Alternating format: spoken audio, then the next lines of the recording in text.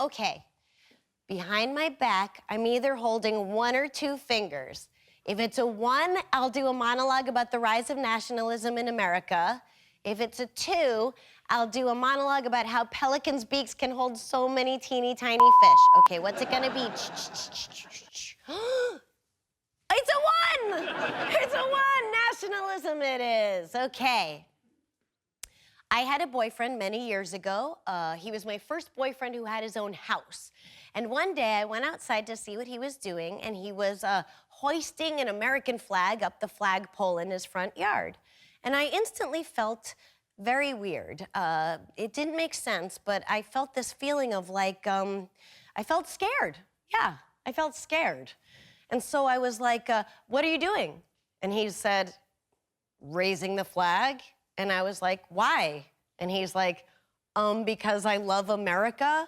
And I was like, right, of course. But inside, I was shaken. And then I calmly walked to my car, and I got inside, and I called my sister Susie to tell her what happened. Now, maybe you're thinking, what do you mean what happened? Nothing happened. Your boyfriend put an American flag up at his own house.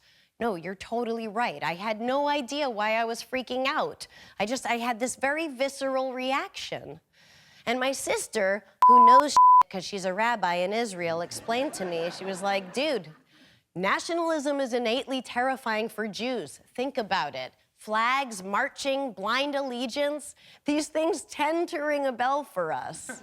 Right, of course, duh. It made sense. And it made me realize that the things that terrify some people are the same things that give other people great comfort. You know, it's like the way the sight of a police car might give some people comfort. For instance, white people. Or it might make other people very uncomfortable, like, say, unarmed black children playing in a park. Oh, and I guess like the Duke boys. They always had run-ins with the cops, didn't they? But they would have been shot dead in episode 1 if they weren't white as the driven snow with a Confederate flag on the top of their car. Why do they have so many ramps in Hazard County? Did we ever get an answer to that? I find that nationalist movements tend to kind of exploit patriotism for their own cause. Like, take a slogan like, Make America Great Again, or America First. They go down easy, they sound patriotic. And that's because lumping an undeniable statement of patriotism into your cause is like the ultimate cheat.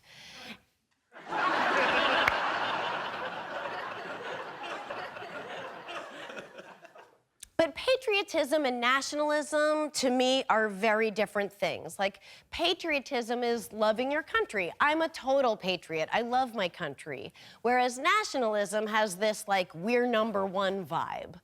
And I fear that that we're number one nationalism is really like an old bed buddy of racism and xenophobia. Jocelyn, we're not doing that. Sorry. She means well, And by the way, if something is truly number one, you don't have to go around saying it all the time. It's kind of like a beta move, really. I mean, Harvard doesn't take out ads that say, Harvard, the world's #1 college, apply now. The failing Princeton is number 3, sad. You know, like,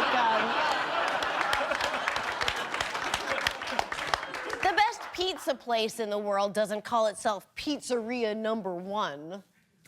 Oh, right, there is Pizzeria Uno. But that's like Uno's like I think the owner's last name or something.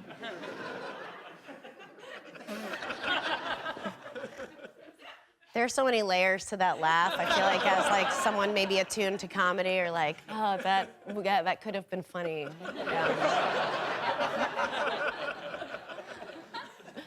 A lot of people feel that Jesus is #1, but I think even they would agree with me that he wouldn't go around saying, I'm #1. Maybe he would wear the foam finger, like, ironically.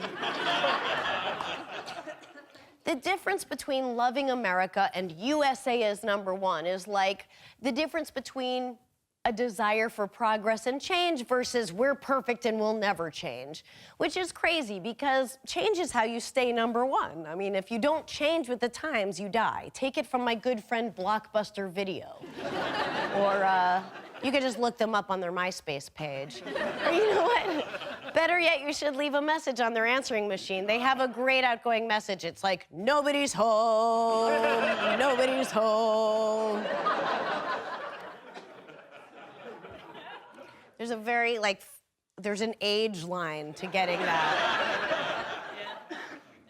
We criticize the things we love because we want them to be better. In some ways, to criticize is to love, which is why Jews are by far the most loving people out there.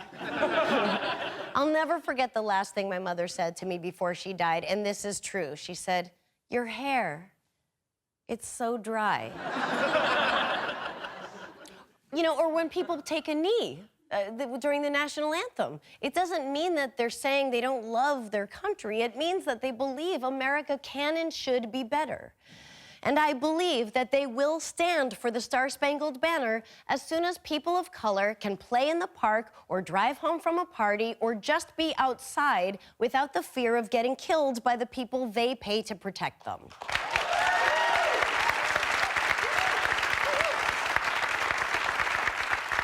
As patriots, I think we should strive to see ourselves in each other, whereas I feel that the nationalist view is to see yourself and then others.